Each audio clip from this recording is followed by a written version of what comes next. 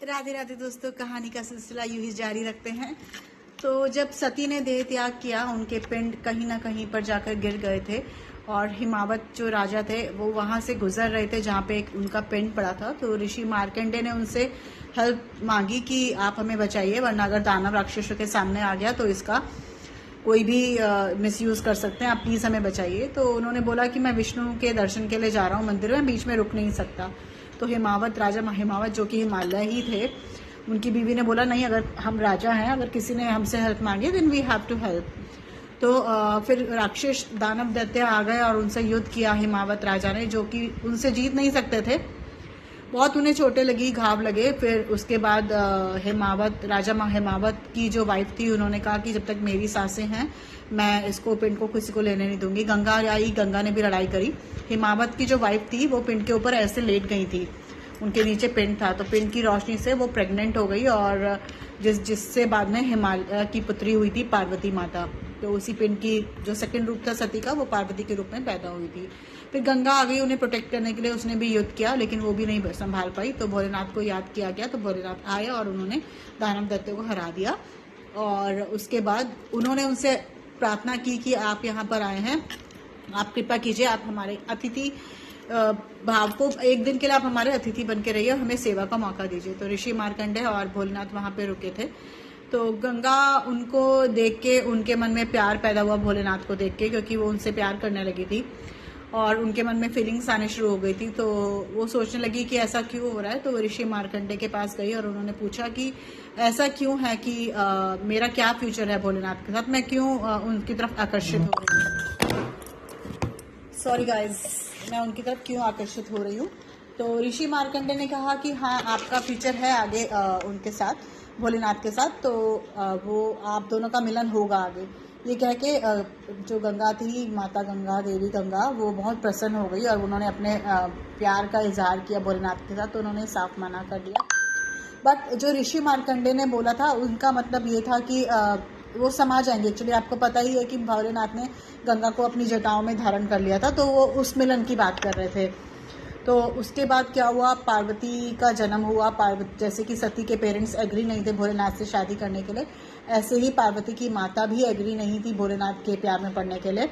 वो छोटी सी थी ना, उसको बहुत ज़्यादा अट्रैक्शन होता था भोलेनाथ का नाम जपना। भोलेनाथ का जो डमरू था, उन्हीं का डमरू, ये नहीं कि उनका कोई टॉय डमरू। रियल जो डमरू था, भोलेनाथ जब सती के जाने के बाद बिल्कुल विचलित हो चुके थे, उन्होंने सब चीज़ों का त्याग कर दिया था।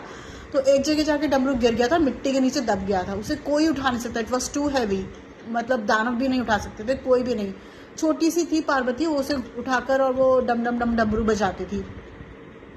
सबको बड़ा आश्चर्य होता था, ऋषियों को तो नहीं होता था आश्चर्य, क्योंकि उन्हें तो पता था कि वो तो शिव शक्ति, आदि शक्ति हैं और यही सती हैं, यही माँ पार्वती हैं। तो उनको तो नहीं होता था। उनकी माँ को लगता था कि ये ऐसे क्यों करती है, तो वो बहुत परेशान हो जाती थी। वो कहती तुम भोलेनाथ को क्यों मानती हो, हम लोग नहीं मानते हैं भोलेनाथ को, हम तो विष्णु को मानते हैं, एंड सो ऑन। उसके फादर थोड़ा सा कोऑपरेटिव थे, वो ऐसा नहीं बोलते थे कि नहीं, आपको शिव जी की पूजा नहीं करनी है, कुछ भी। फिर धीरे धीरे क्या, वो बड़ी हो गई और फिर उसकी माँ ने बोला कि अगर ये शिव जी को नहीं छोड़ेगी तो मैं अपने प्राण, मतलब बीमार थी, या प्राण त्याग दूंगी, ऐसे करके अन्न नहीं खाऊंगी या कुछ भी। तो फिर उसने क्या किया, पार्वती ने सोचा कि ठीक है, मैं इस डमरू को कहीं दे आती हूँ, कहीं मैं अपने से दूर कर देती हूँ, तो मैं इस डमरू को नहीं रखूंगी, मेरी माँ से बढ़ के मेरे लिए कुछ भी नहीं है।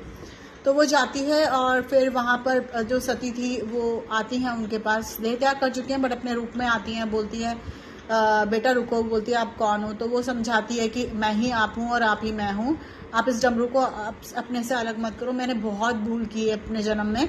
उनका रुद्राक्ष भोलेनाथ का मैंने अलग किया, शिवलिंग को अपने आप से अलग किया, मैंने हर चीज़ को अलग किया, आप ये गलती मत करो, ये डमरू अपने आप से अलग मत करो, ये भोलेनाथ की द्रोह है, ये आप ही का है। तो बहुत समझाती है। तो बस बोलती है कि मुझ में और आप में यही फ़र्क है, मैं असंयमशील थी और आप में बहुत संयम है, पार्वती जी। और सती बोलती है कि जो सती है वो असंयमशील पार्वती है, जो पार्वती है वो संयमशील सती है। तो वो बहुत समझाती है। तो फिर पार्वती समझ जाती है और डमरू को अपने पास रखती है।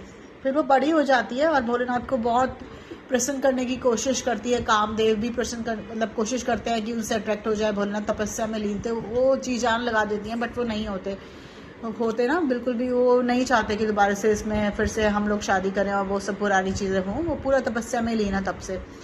तो फिर वो तपस्या में बैठ जाती हैं बहुत लंबे काल के लिए, खाना पानी सब कुछ छोड़ देती हैं। पहले पत्तों से पेट भरती हैं, उसके बाद हवा से, उसके बाद सब कुछ छोड़ जाती हैं। शरीर खराब हो जाता है, काला हो जाता है, ऑलमोस्ट ख़त्म हो जाता है। उसके बाद जाके भोलेनाथ उनसे कन्विंस होते हैं। ठीक है, आगे की कहानी हम बाद में सुनते हैं। Love you all, keep smiling. वहाँ पर भोलेनाथ ने एक उनको आशीर्वाद भी दिया था नंदी जी को।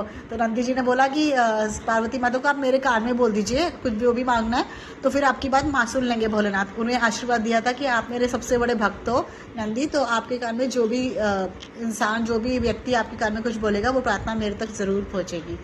ठीक है, अब love you all, keep smiling.